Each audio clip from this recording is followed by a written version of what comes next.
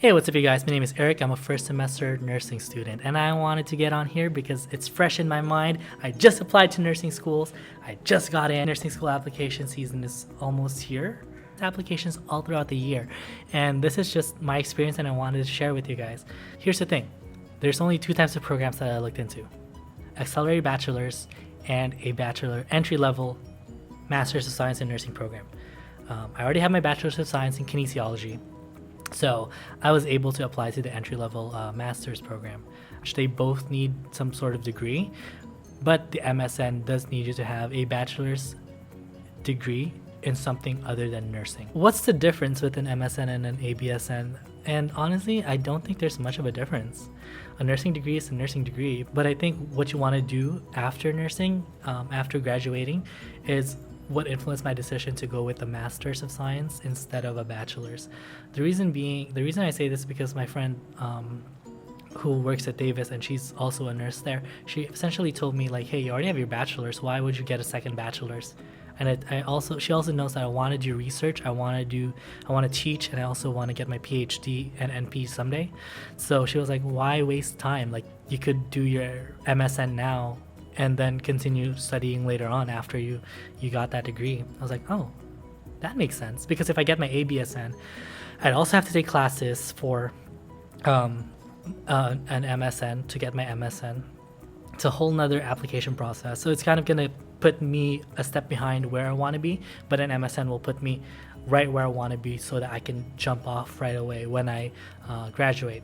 So ABSN programs typically 15 to 16 months. The longest that I saw was like a 17-month program. My program, MSN programs, 22 months, 24 months. The longest that I saw was I think a 2.5-year program, which is a BSN to an MSN program. So with that program, you get both a BSN and an MSN. So the next thing you need to know is prerequisites. Do you have the prerequisites? Do you have the GPA? Are your prerequisites still valid for the school? A lot of the schools in California have a expiry. A lot of the schools that I looked into outside of California didn't. So definitely looking into if you have the prerequisites and if they are, one, the grade that the school needs, because that kind of hit me a couple times. And two, if they are still accepted by the school that you're applying for, because sometimes some people take the prerequisites 10 years, 7 years before they apply for nursing school. So yeah, knowing if you have the grades and if they are still valid for this program that you're looking at. Now, the next thing that I want to talk about is cost. Real quick, if cost isn't a big deal for you, then apply to all the programs. More power to you. You got money. You got the balls to take out loans. You're like me, I got the balls to take out loans, but it was really a very, very, very long conversation with me and my family because we're Filipino and Filipinos don't like to spend, or my family does not like to spend a lot of money. I call it an investment. However, they know that I could go to school in the Philippines and my investment would be much less. So I call this an investment into the future. However, if cost is a big deal for you, then there is more work that you need to do.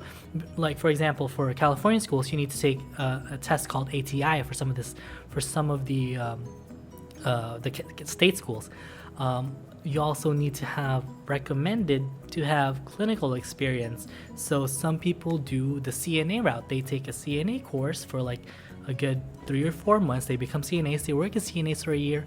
And then they go and apply for nursing school. However, also California schools have expiries on their prerequisites. So you might need to retake some prerequisites like anatomy, physiology, microbiology. You might have to retake those. So yes, you're saving money, but also it takes so much planning. And you really need to be secure in your plan to like tough it out, because I applied firsthand 2014 and I didn't get in, and that's when it all spiraled and I found kinesiology, which is amazing. However, that's another conversation. Anyway, so yeah, cost, really look into that. My program costs about a lot of money. Let's just say it's a lot of money because it's a lot of money. And if you're not afraid to go into debt, go for it. The next thing that you need to know is, who are you going to ask references from? I was fortunate enough to have like a small program when I graduated my bachelor's. So I knew all of the professors. I did a lot of internships in college. I utilized them as resources. I worked a lot in college, utilize that as my resource. So knowing who you're going to ask for recommendations is really important. That's one thing that I kind of like struggled. I was like, I had to plan who's good for what school, because each school has a vision and a mission. I looked at all of those. When I was writing my personal statements, I was looking at the vision and the mission of the school, and I made sure that my personal statement was in line with that vision and the mission, as well as, showing them who I am. But my biggest concern was, who am I going to ask? Or do they know me enough? So early on, really foster those relationships so that you have someone to ask for references, because I think references really do help you in terms of like applications. And the last thing that I really needed to know was the supplemental application. Every school has a unique supplemental application, and I want to talk about my experience with that, because some schools only need you to submit a letter of recommendation and personal statement. That's it. Some schools just have those two. Some schools, they do a video interview, right? I'll show you which school that is. They do a video interview. Some schools, and I don't know if this is just my experience and I'm just extra, they encourage you to submit a resume. And when I was at certain schools info session, I was like, someone asked, how many pages can the resume be? And I know resumes can only be like a page. They said, there's no limit. Show us what you got. Yeah, boy said, show you what you got. I got this. 60 pages of all of my work, all of my programming, all of my training sessions, all of my presentations, 60 pages.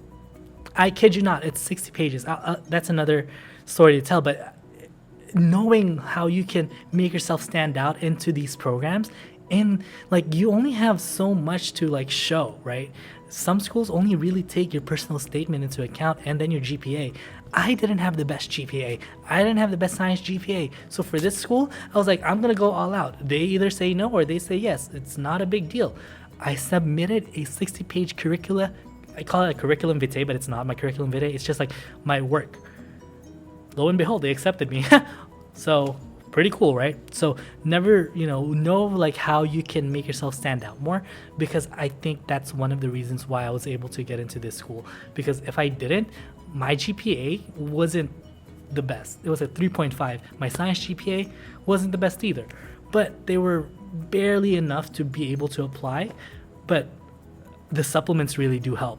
So if you know that your grades aren't the best, if your grades aren't the best, you might as well take any advantage that you can so that you can get into the school that you want to get into. Because damn, if I didn't do that 60-page like submission, I probably wouldn't have gotten into my school, and I probably wouldn't have a nursing program to go to.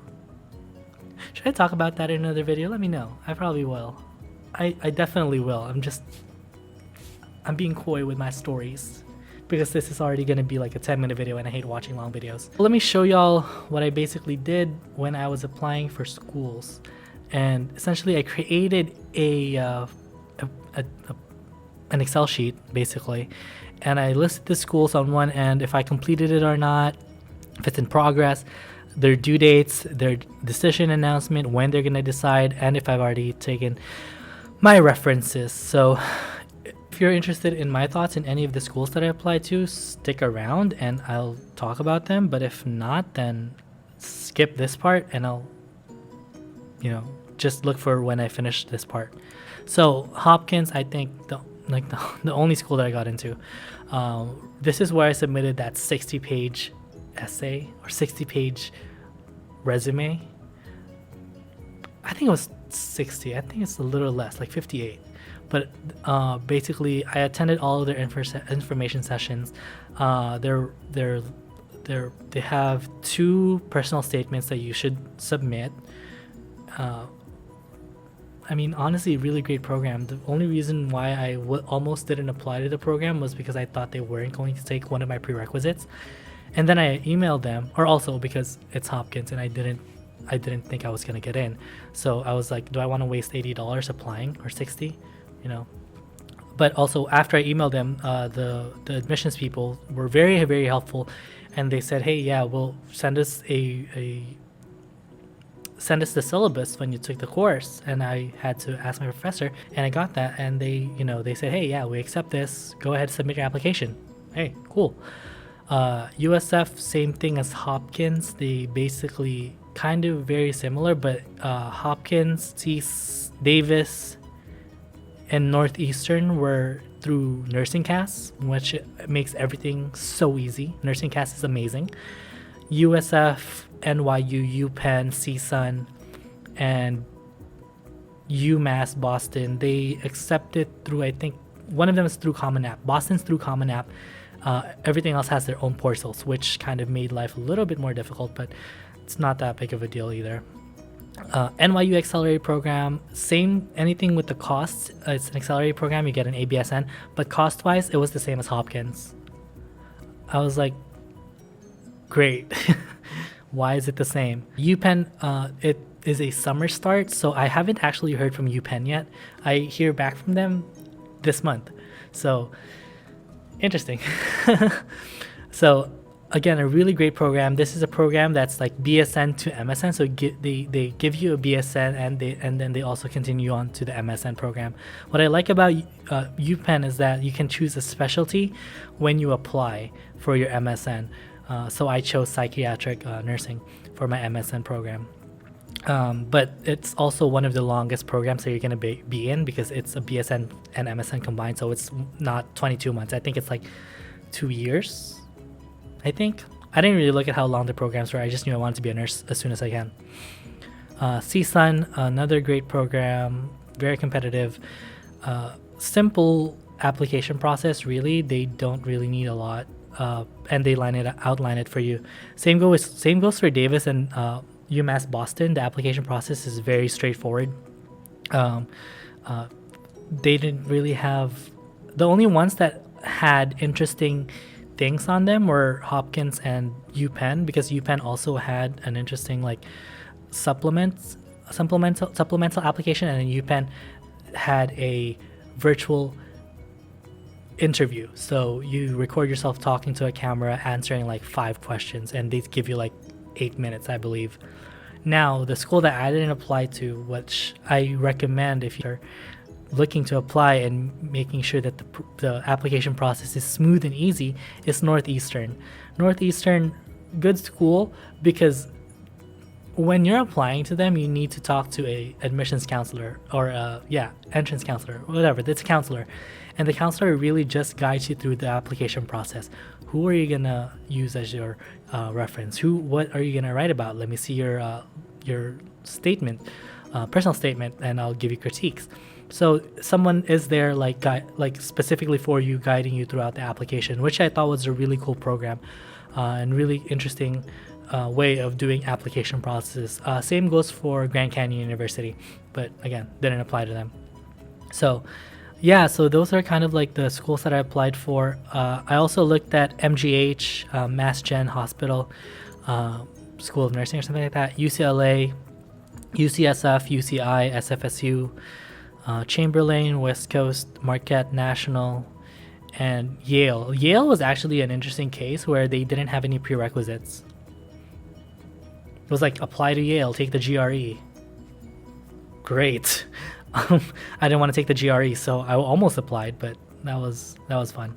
Yeah, so what did I learn from all of this, this application season, was essentially ask questions, ask if you're not sure, email them. Don't be afraid to send them an email, because at the end of the day, these schools want you to go to their school because they want your money. No, because they want you to be a nurse, right? So probably something about the money too, but the admissions committee is there to help you. So utilize that as a resource. If I didn't ask Hopkins if they would accept my prerequisites, I wouldn't be here today. If I didn't ask if they were, how many pages, if someone didn't ask how many pages could the resume be, I probably wouldn't be here today. So ask. That's the biggest thing, is a lot of these programs are pretty lenient into what they're looking for, because they're private universities. Now the state schools may be a little bit different, but the state schools are for you if the cost is the biggest thing that you're looking at. So yeah, that's basically my experience when applying for schools, it was a lot of time researching and knowing what schools I can and can't apply to. So doing your research early is imperative because the due dates creep up on you. Writing the essay isn't as easy as I thought it would be. Gathering my references wasn't as easy as I thought it would be. It was easy, but it wasn't as easy as I thought it would be. So yeah, good luck on applying for nursing schools. I'd probably do another video talking about specifically Hopkins and how I applied. If that's a thing, I don't know. Yeah, hopefully this video was helpful for y'all. If it wasn't, drop me a question in the comments.